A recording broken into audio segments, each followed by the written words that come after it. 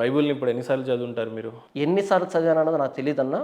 ఒక విషయం అర్థం కాకపోతే అర్థమయ్యేంత వరకు చదువుతానన్న. దాదాపుగా బైబిల్ని అయితే చదివేసి ఉండుంటారు. చదివాను. కొన్నిసార్లు మనం అడిగినటువంటి అధ్యయనంలో కొన్ని చాప్టర్స్ చెప్తే చెప్పలేమేమో కావచ్చు, కానీ మోస్ట్ ఆఫ్ ద టైం బైబిల్ని అయితే మీరు చదివారు. ఎసెన్స్ అయితే తెలుసు నాకు. హిందువుగా ఉన్నప్పుడు భగవద్గీతను ఎప్పుడైనా చదివారా? అస్సలు చదవలేదన్నా. జీసస్ని తెలుసుకోవడానికి కొన్ని సంఘటనలు చెప్పాయి, అందులో నుంచి మీరు రూపాంతరం చెంది ఆ తర్వాత క్రిస్టియానిటీని స్వీకరించారు. అవునన్నా. ఈ క్రిస్టియానిటీకి ఎన్ని వేల సంవత్సరాలు ఉంది? ఎవరు దీన్ని స్థాపించారు? క్రిస్టియానిటీకి దేవుడు ఎవరంటే మీరేం చెప్తారు? క్రిస్టియానిటీని ఎవరో స్థాపించలేదన్న. ఇది ఫాల్స్ అజంప్షన్. ఇది ఎన్ని సంవత్సరాలు ఉంటాయి క్రిస్టియానిటీ పుట్టడానికి? క్రిస్టియానిటీ అనేది అంటే ప్రభు అయిన యేసుక్రీస్తు వారు ఆయన శిలువలో ప్రాణం పెట్టి తిరిగి లేచిన తర్వాత, పునరుద్ధరణ తర్వాత 10 రోజులకి ఆయన 40 రోజుల పాటు శిష్యులు కనిపించాడు. ఆయన వెళ్ళిపోయిన 10వ రోజుకి పరిశుద్ధాత్మ దేవుడు ఈ లోకానికి రావడం జరిగింది. అలా వచ్చినప్పుడు పెంతెకోస్తు పండుగ దినం, అది 50వ రోజు, యేసుప్రభు మరణించిన 50వ రోజు.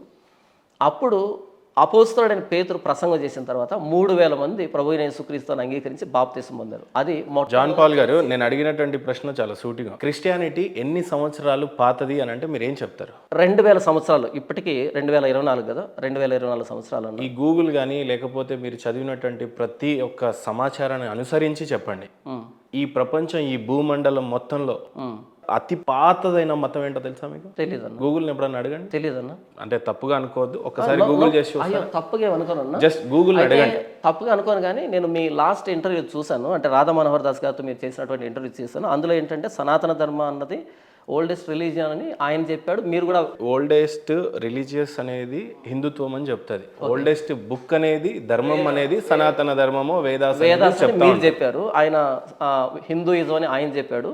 మీరు వేదాలు జస్ట్ మీరు ఒకసారి గూగుల్ అడగండి, దెన్ మనం ఒక వే ఆఫ్ ఇదిలోనే చర్చించుకుందాం. Hinduism is often called the oldest religion in the world. Then ఒకవేళ వేదాస్ ఎంత పాతవి? ఇక అంత పాతవే కదన్న. ఒక 20,000 సంవత్సరాలు. 20,000 సంవత్సరాలు లేదు కానీ అంట. ఓకే. మానవ అంటే ఈ అభివృద్ధి అన్నది 20,000 జాన్ పాల్ గారు సరిగ్గా భగవద్గీతని చదవాలా, వేదాస్ని సరిగ్గా చదవలేదు కదా. అవును. మీ యొక్క సంస్కృతిని, మీరు హిందుత్వంలో ఉన్నప్పుడు మీ యొక్క సాంప్రదాయాలు కానీ, సంస్కృతిని కానీ, మీ చరిత్రని కానీ సరిగ్గా చదువుకోక మూలాన జీసస్ని సగం సగమే చదివి మీరు బాప్తీసం తీసుకోవడం కానీ మతం మార్చారు, లేదంటే మార్చబడ్డారు అని అంటే మీరేమని చెప్తారు సమాధానం? అసలు ఇందులో ఇంతవరకు నేను చెప్పిన దాంట్లో అసలు యాంగిల్ రాలేదు కదా.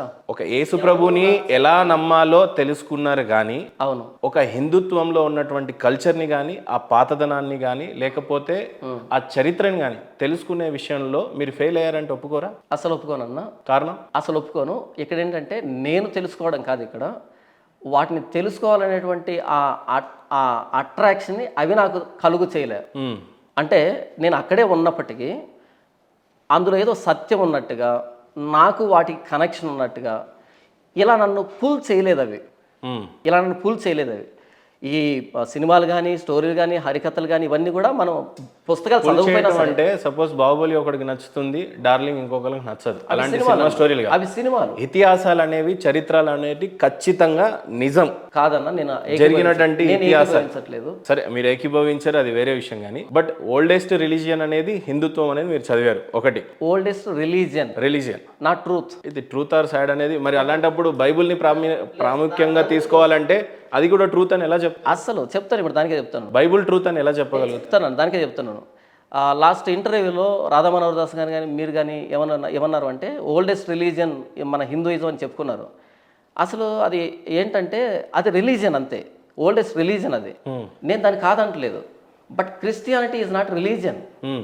ఇది రిలీజియన్ కాదు. ఇది ఆదికాండం మొదటి వచనంలో ఆది యందు దేవుడు భూమి ఆకాశం సృజించెను అంటే సృష్టికర్త సృష్టిని చేశాడు. ఆ సృష్టికర్త 26, 27 వచనాల్లో మానవుణ్ణి చేశాడు. 2వ అధ్యాయంలో ఆ మానవుడి నుంచి స్త్రీని చేశాడు, అంటే మొదటి జంట. అలా 4వ అధ్యాయం వచ్చేటప్పటికి వాళ్ళకి సంతానం కలగడం. ఆ ఒకరి నుండి ప్రతి జాతి మనిషి ఆయన చేశాడు. ఈ మానవ జాతి అంతా వచ్చింది ఆ ఒక మానవ జాతి నుండి. అన్నదమ్ములు వచ్చారా, చెల్లెలు వచ్చారా అనేది నేను మాట్లాడదలుచుకున్నా. నా సమాధానాన్ని పూర్తి చేస్తానన్న. అంటే చిన్న విషయం చెబుతాను. అలా ప్రారంభమైనటువంటి మానవ సృష్టి 11వ అధ్యాయం వచ్చేటప్పటికి, ఆదికాండం 11వ అధ్యాయం వచ్చేటప్పటికి వాళ్ళు దేవునికి తిరుగుబాటు చేసి బాబెలు గోపురం అనే దాన్ని కట్టడం ప్రారంభించారు. అక్కడ దేవుడు వారి భాషలను తారుమారు చేసినప్పుడు బాబెల్ అని అంటే తారుమారు అని అర్థం. అక్కడ వారి భాషను తారుమారు చేసినప్పుడు ఒకరి భాష ఒకరికి అర్థం కాలేదు కాబట్టి ఏ భాష అర్థమైన వాళ్ళు గుంపులుగా ఆ షేనారు మైదానం నుంచి చెదిరిపోయారు ప్రపంచ నలుమూలల. అలా చెదిరిపోయిన వారికి దేవుడు ఎలా అర్థమయ్యాడో ఆ రిలీజియన్స్ను పుట్టించుకున్నారు. అది మీరు చెప్తున్నటువంటి ప్రామాణికంగా వస్తాను అక్కడికి వస్తాను. అలా వాళ్ళు పుట్టించుకున్నారు. అలా పుట్టినవే మతాలు అన్నవి. ఎక్కడ ఆదికాండం 11వ అధ్యాయంలో అలా పుట్టిన మతాల్లో హిందూయిజం అన్నది ఓల్డెస్ట్ రిలీజన్. కానీ నేను మాట్లాడుతుంది ఏంటంటే మానవుని చేసినప్పుడు దేవుడు ఉన్నాడే, ఆ దేవుడు అనేది మీ బైబుల్ ఎక్కడన్నా రాసుందా? ఏది ఇంతవరకు నేను చెప్పింది బైబిల్. హిందుత్వం ఎక్కడ పుట్టింది అని మీ అధ్యయనాల్లో ఎక్కడన్నా రాసుంటే ప్లీజ్ చదవండి. ఇక్కడ అంటే ఇప్పుడు చెప్పిందన్న ఇది హిందుత్వం ఎలా పుట్టింది, జొరాస్ట్రియన్ ఎలా పుట్టింది, బుద్ధిజం ఎలా పుట్టింది అని కాదు ఇక్కడ రాయబడుతుంది. మీరు అర్థం చేసుకున్నారని చెప్పండి అంతే. మీరు చెప్పిందని చెప్తున్నాను. మీరేమో ఓల్డెస్ట్ రిలీజియన్ ఏంటంటే హిందూయిజం అని చెప్పారు. ఈ రిలీజియన్స్ ఎలా ఆరిజిన్ అయ్యాయి అన్నది నేను చెప్పాను. ఇవి ఎక్కడ ఆరిజిన్ అయ్యాయంటే షేనార్ మైదానంలో పుట్టే 11వ అధ్యాయం. అయితే మొదటి అధ్యాయం నుంచి ఉన్నటువంటి దేవుడు ఆ వరుసలో వచ్చిందే క్రిస్టియానిటీ. ఆ దేవుడే ప్రభు అయిన యేసుక్రీస్తు ఈ లోకానికి వచ్చాడు. కాబట్టి క్రిస్టియానిటీ అన్నది రిలీజియన్ కాదు. ఒక ప్రశ్న నన్ను సూటిగా అడగనివ్వండి. చెప్పండి. భూమిని సౌర సృష్టిని సృజింపజేసింది అయితే యేసు ప్రభుల వారే అని మీరు చెప్తారు. అవును. యెహోవా యేసు ప్రభు అంట. అవును. ఇదే ప్రభు అయిన యేసు ఈ భూమిని మళ్ళీ నాశనం చేశాడా? ఇంతవరకు చేయలేదు, ఇక చేస్తాడు. నోవాహు కాలంలో ఆ కుటుంబాన్ని ఒక్కటినే నువ్వు ఆ బోట్లో తీసుకొని వెళ్ళిపో, ఈ భూమిని మొత్తాన్ని నేను నాశనం చేయబోతున్నాను అని చెప్పాడా? దానికంటే ముందు ఏంటంటే మిగతా వారందరికీ సమాచారాన్ని ప్రకటింపజేశాడు. వాళ్ళు రాలే. ఈ భూమిని మొత్తం నాశనం చేసే క్రమంలో ఈ బోట్లో నోవాహుకు ఆయన కుటుంబాన్ని తీసుకొని పోయాడు అని చెప్పేసి బైబిల్లో రాసుందా, రాసలేదా? మిగతా వాళ్ళు రాలేదు.